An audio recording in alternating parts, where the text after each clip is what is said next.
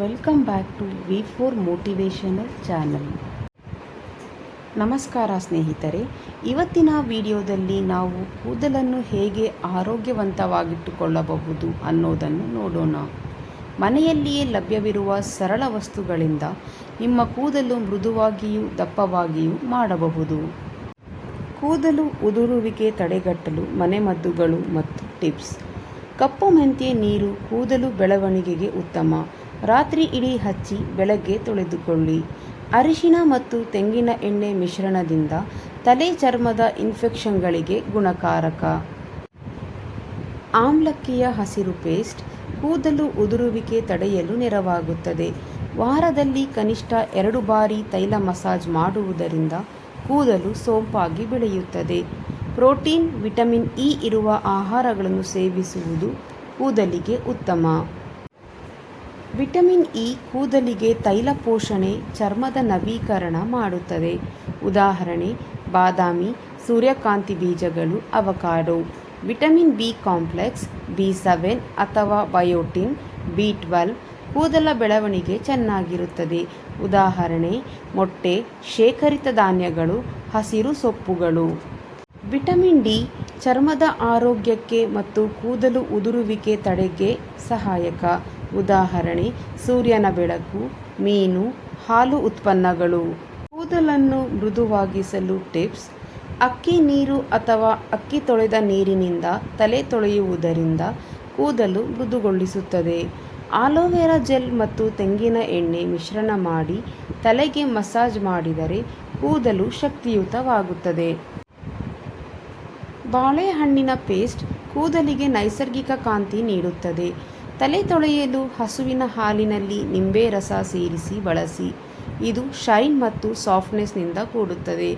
Vitamin E ಕ್ಯಾಪ್ಸೂಲನ್ನು ಎಣ್ಣೆಯಲ್ಲಿ ಸೇರಿಸಿ ಬಳಸುವುದರಿಂದ ಕೂದಲು ನಯವಾಗುತ್ತದೆ. ಈ ಟಿಪ್ಸ್ಗಳನ್ನು ವಾರಕ್ಕೆ 2 ರಿಂದ 3 ಬಾರಿ ಪ್ರಯೋಗಿಸಿದರೆ ಫಲಿತಾಂಶ ಸ್ಪಷ್ಟವಾಗಿ ಕಾಣಿಸುತ್ತದೆ. ಈ ಟಿಪ್ಸ್ಗಳು ನಿಮ್ಮ ಕೂದಲನ್ನು ಮೃದುವಾಗಿಸುವುದರ ಜೊತೆಗೆ ನೈಸರ್ಗಿಕವಾಗಿ ಕಂಗೊಳಿಸುವಂತೆ ಮಾಡುತ್ತದೆ. ಶ್ಯಾಂಪೂವನ್ನು ಆಯ್ಕೆ ಮಾಡುವ ಸರಿಯಾದ ವಿಧಾನ. ನಿಮಗೆ ಸೂಕ್ತವಾದ ಶ್ಯಾಂಪೂ ಆಯ್ಕೆ ಮಾಡುವುದು ಕೂದಲಿನ ಆರೋಗ್ಯಕ್ಕೆ ತುಂಬ ಮುಖ್ಯ. ಮೊದಲಿಗೆ ತಲೆ ಚರ್ಮದ ಪ್ರಕಾರ ನೋಡಿ ನಂತರ ಶ್ಯಾಂಪೂವನ್ನು ಆಯ್ಕೆ ಮಾಡಿ. ತೈಲಪೂರಿತ ಸ್ಕಾಲ್ಪ್ ಇದ್ದರೆ ಕ್ಲೆನ್ಸಿಂಗ್ ಶಾಂಪೂ ಉಪಯೋಗಿಸಿ. ಒಣ ಸ್ಕಾಲ್ಪ್ ಇದ್ದರೆ ಮಾಯಿಶ್ಚರೈಸಿಂಗ್ ಶಾಂಪೂ ಬಳಸಿ. ಸಲ್ಫೇಟ್ ಫ್ರೀ ಶಾಂಪೂ ಆರಿಸುವುದು ಉತ್ತಮ. ಇದರಿಂದ ಕೂದಲು ಡ್ರೈ ಆಗುವುದಿಲ್ಲ. ಮೃದುವಾದ ಸ್ಕಾಲ್ಪ್ ಇದ್ದರೆ ಮೃದುವಾದ ನೈಸರ್ಗಿಕ ಶಾಂಪೂ ಉತ್ತಮ. ಕೂದಲು ತೊಳೆಯುವ ಪ್ರಕಾರ ಅಥವಾ ವಿಧಾನ.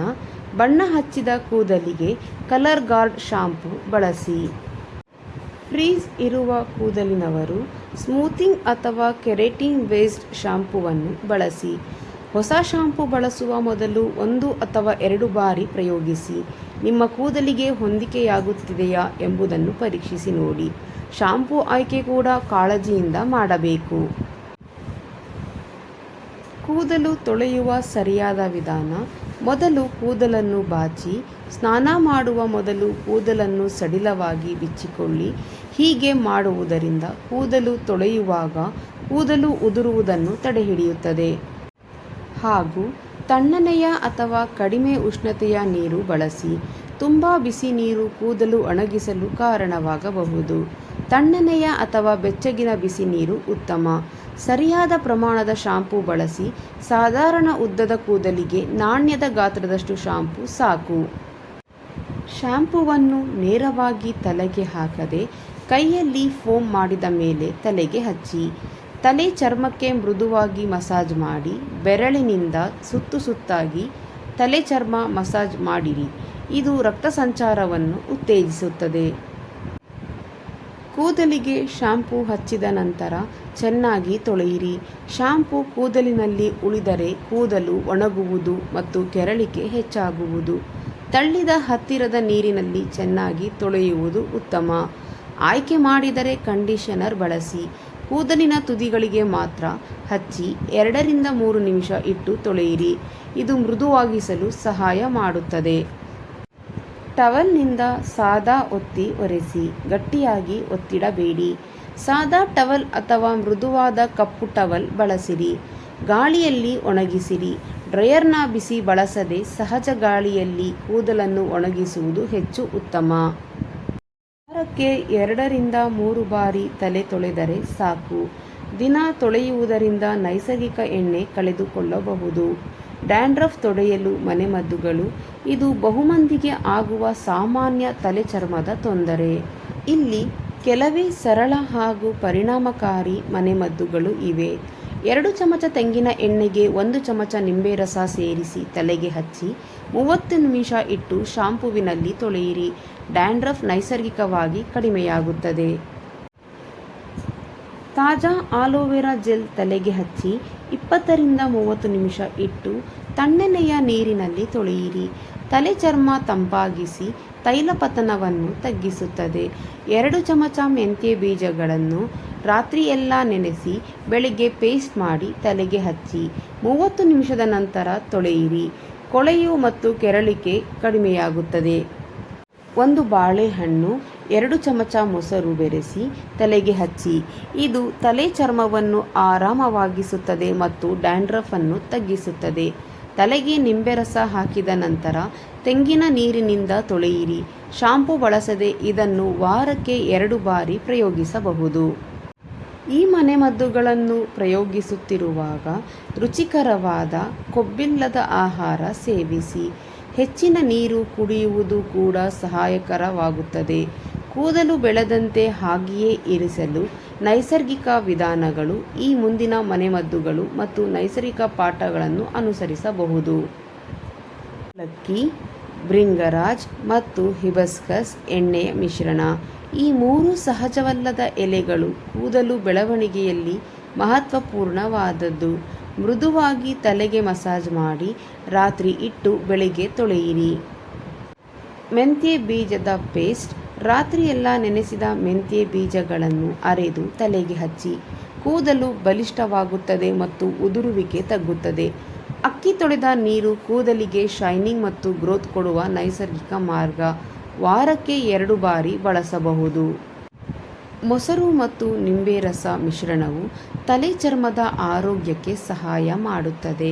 ಕೂದಲು ಬೆಳೆಯಲು ಸಹಕಾರಿ. ತೈಲ ಮಸಾಜ್. ವಾರಕ್ಕೆ ಕನಿಷ್ಠ 2 ಬಾರಿಯಾದರೂ ತೆಂಗಿನ ಎಣ್ಣೆ ಅಥವಾ ಆಲ್ಮಂಡ್ ಎಣ್ಣೆಯಿಂದ ತಲೆ ಮಸಾಜ್ ಮಾಡುವುದು ರಕ್ತ ಸಂಚಾರ ಹೆಚ್ಚಾಗಿ ಕೂದಲು ಬೆಳೆಯಲು ಪ್ರೇರಣೆಯಾಗುತ್ತದೆ. ಆಹಾರ ಪದ್ಧತಿ. ಬಯೋಟಿನ್, ವಿಟಮಿನ್ ಇ, ಪ್ರೋಟೀನ್ ಇರುವ ಆಹಾರಗಳಾದ ಮೊಟ್ಟೆ, ಬೀನ್ಸ್, ಹಸಿರು ಸೊಪ್ಪುಗಳು ಸೇವಿಸಿ. ನೀರನ್ನು ಹೆಚ್ಚಾಗಿ ಕುಡಿಯಿರಿ.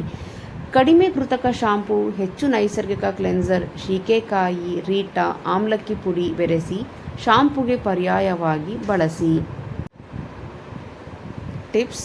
ಸತತವಾಗಿ ಈ ಕ್ರಮಗಳನ್ನು ಅನುಸರಿಸಿದರೆ ಕೂದಲು ಹೆಚ್ಚು ದಪ್ಪವಾಗಿರುವಂತೆ ಮತ್ತು ಉದ್ದವಾಗಿರುವಂತೆ ತೋರುತ್ತದೆ. ಮಂದಗತಿಯಾದ ಕೂದಲಿಗೆ ಸ್ಪೆಷಲ್ ಹೇರ್ ಮಾಸ್ಕ್ ಅನ್ನು ನೈಜವಾಗಿ ಬಳಸುವ ಮೃದು ಮತ್ತು ಕಾಂತಿಯುತವಾಗಿಸಬಹುದಾದ ವಿಧಾನವನ್ನು ತಿಳಿಸುತ್ತಿದ್ದೇನೆ. ಸ್ಪೆಷಲ್ ನೈಸರ್ಗಿಕ ಹೇರ್ ಮಾಸ್ಕ್ ಸಾಮಗ್ರಿಗಳು: 2 ಚಮಚ ಆಮ್ಲಕ್ಕಿ ಪುಡಿ, 1 ಚಮಚ ಬಾಳೆಹಣ್ಣಿನ ಪೇಸ್ಟ್, 1 ಚಮಚ ನಿಂಬೆ ರಸ, 2 ಚಮಚ ತೆಂಗಿನ ಎಣ್ಣೆ ಅಥವಾ ಆಲ್ಮಂಡ್ ಎಣ್ಣೆ, 1 ಚಮಚ ಮೊಸರು.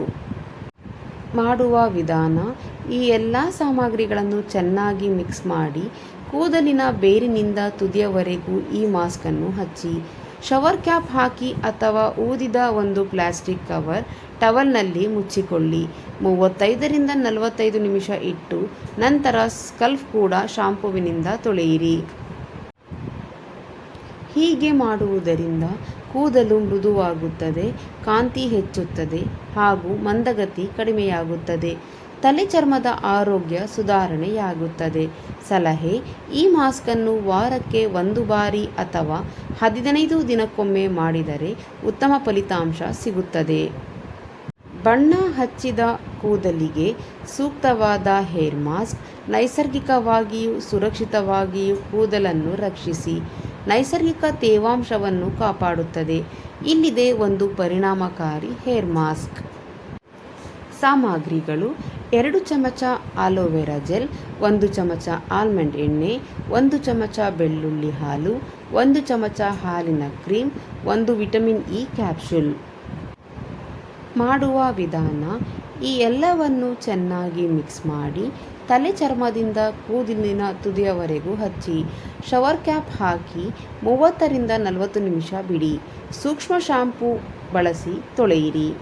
ಹೀಗೆ ಮಾಡುವುದರಿಂದ ಬಣ್ಣ ಹಚ್ಚಿದ ಕೂದಲಿನ ತೇವಾಂಶ ಕಾಪಾಡುತ್ತದೆ, ಮೃದುವು ಕಾಂತಿಯುತವಾಗಿಯೂ ತೋರುತ್ತದೆ, ಕೂದಲಿನ ಬಣ್ಣ ಕಳೆದು ಹೋಗದಂತೆ ತಡೆಹಿಡಿಯುತ್ತದೆ ಮತ್ತು ಕೂದಲು ಉದುರುವಿಕೆ ಕಡಿಮೆಯಾಗುತ್ತದೆ. ಕೂದಲು ಉದುರುವಿಕೆಗೆ ಪ್ರಮುಖ ಕಾರಣಗಳು: ಹೆಚ್ಚು ದೈಹಿಕ ಅಥವಾ ಮಾನಸಿಕ ಒತ್ತಡ ಕೂದಲು ಉದುರುವಿಕೆಗೆ ಕಾರಣವಾಗಬಹುದು. ಬಾಯಿಗೆ ರುಚಿಯಾದರೂ ಪೋಷಕಾಂಶಗಳಿಲ್ಲದ ಆಹಾರ ಕೂದಲ ಆರೋಗ್ಯವನ್ನು ಹಾಳು ಮಾಡಬಹುದು. ಹೆಣ್ಣು ಮಕ್ಕಳಲ್ಲಿ ಹೆರಿಗೆಯ ನಂತರ ಅಥವಾ ಮೆನೋಪಾಸ್ ಸಮಯದಲ್ಲಿ ಹಾರ್ಮೋನ್ಗಳ ಬದಲಾವಣೆಯಿಂದ ಕೂದಲು ಉದುರುವಿಕೆ ಸಾಮಾನ್ಯ. ತೀವ್ರವಾದ ಔಷಧಿಯ ಉಪಯೋಗ: ಕೆಲವು ಔಷಧಿಗಳ ಸೈಡ್ ಎಫೆಕ್ಟ್ ಸಹ ಕೂದಲು ಉದುರುವಿಕೆಗೆ ಕಾರಣವಾಗಬಹುದು. ಉದಾಹರಣೆ: ಕ್ಯಾನ್ಸರ್ ಔಷಧಿ. ಹಾರ್ಡ್ ಶಾಂಪೂ ಅಥವಾ ಕೆಮಿಕಲ್ನ ಬಳಕೆ: ಕೆಟ್ಟ ಶಾಂಪೂಗಳು, ಡೈ, ಸ್ಟೈಲಿಂಗ್ ಉತ್ಪನ್ನಗಳು ಕೂದಲು ಮೌಲ್ಯ ಕಳೆದು ಹೋಗಲು ಕಾರಣವಾಗುತ್ತದೆ. ಆನುವಂಶಿಕತೆ ಅಂದರೆ ಕುಟುಂಬದಲ್ಲೇ ಈ ಸಮಸ್ಯೆ ಇದ್ದರೆ ನಿಮ್ಮಲ್ಲಿಯೂ ಇರಬಹುದು. ಚರ್ಮದ ಸಮಸ್ಯೆಗಳು: ತಲೆ ಚರ್ಮದಲ್ಲಿ ಹೇನುಗಳು ಅಥವಾ ಇತರ ಸ್ಕಿನ್ ಇನ್ಫೆಕ್ಷನ್ಗಳು ಇದ್ದರೆ ಕೂದಲು ಉದುರುತ್ತವೆ. ಸ್ನೇಹಿತರೆ, ಈ ಮಾಹಿತಿ ನಿಮಗೆ ಉಪಯುಕ್ತವಾಯಿತೇ? ಕಾಮೆಂಟ್ನಲ್ಲಿ ತಿಳಿಸಿ. ಇನ್ನೂ ಹೆಚ್ಚು ಹ್ಯೂಮನ್ ಹೆಲ್ತ್ ಟಿಪ್ಸ್ಗಳಿಗಾಗಿ ನನ್ನ ಚಾನಲನ್ನು ಸಬ್ಸ್ಕ್ರೈಬ್ ಮಾಡಿ, ಲೈಕ್ ಕೊಟ್ಟು ಕಮೆಂಟ್ ಕೊಡಿ. ಧನ್ಯವಾದಗಳು.